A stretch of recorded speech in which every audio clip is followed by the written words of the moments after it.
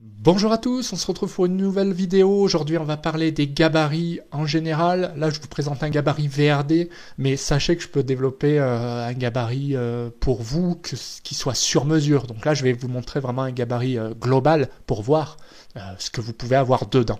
Donc, je m'appelle Vincent Cavioto, je suis dessinateur projeteur et j'ai 15 ans d'expérience en BE. Je maîtrise parfaitement AutoCAD et c'est pour ça que je vous propose vos gabarits.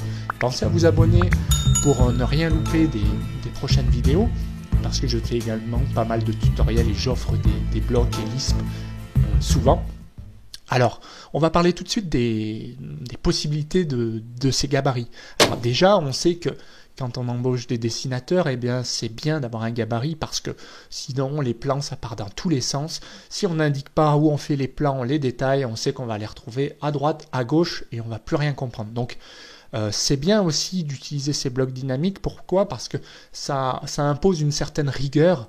Déjà, ça va permettre d'embaucher des gens qui sont un peu moins expérimentés et de leur donner un cadre avec des blocs déjà prédessinés.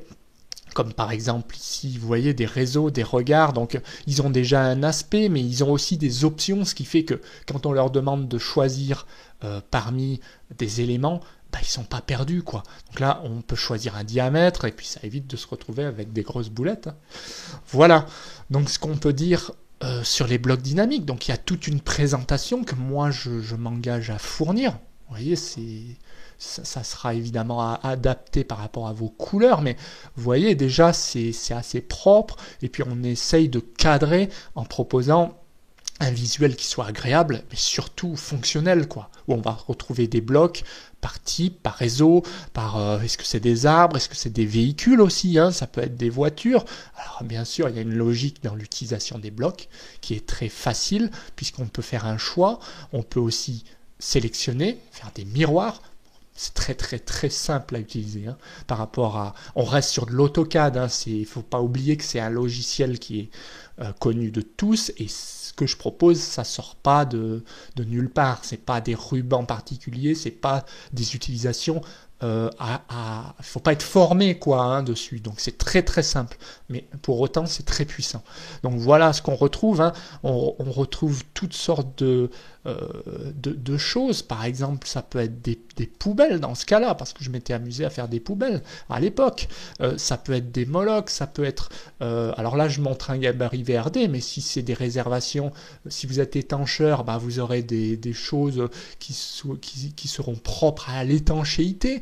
Vous aurez toutes sortes de choses. Mais l'avantage, vous l'aurez compris, c'est que au lieu d'avoir des choses, une bibliothèque compliquée pour quelqu'un qui débarque dans l'entreprise, ou même pour vous-même, vous comprenez plus rien des fois, tellement il y a de choses, on est obligé de supprimer, et puis les fichiers sont très lourds. Là, vous avez des blocs avec des options, donc ça reste abordable, et voilà, plutôt qu'avoir 10 000 blocs différents, eh bien on en a un avec... Voilà, par exemple, des options comme ceci, où on peut s'amuser à choisir toutes sortes de choses avec déjà des options. Donc, voilà, un débutant qui ne connaît pas bien AutoCAD, pareil, c'est qu'il a juste à apprendre les symboles, et puis il n'a pas à connaître déplacer, miroir, etc., rotation, puisque dans les blocs on peut déjà faciliter la saisie. Donc ça c'est très intéressant.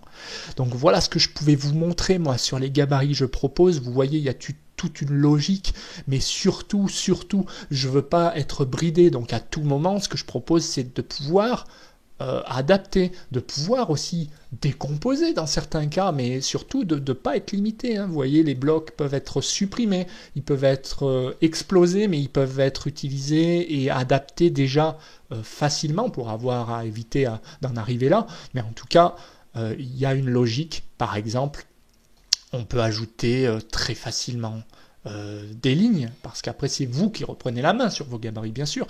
On peut ajouter des lignes, mais ça vous permet, vous, de rajouter vos propres annotations. On peut rajouter des blocs, on peut rajouter du visuel, par exemple, là on écrit légende, mais on peut le modifier à tout moment en mettant légende 2, pourquoi pas. Voilà.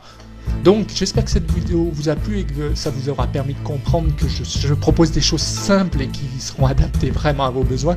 Surtout n'hésitez pas à vous abonner, à commenter, à aimer si c'est le cas, et puis contactez-moi pour pouvoir élaborer vos propres gabarits. Et moi je vous dis à bientôt.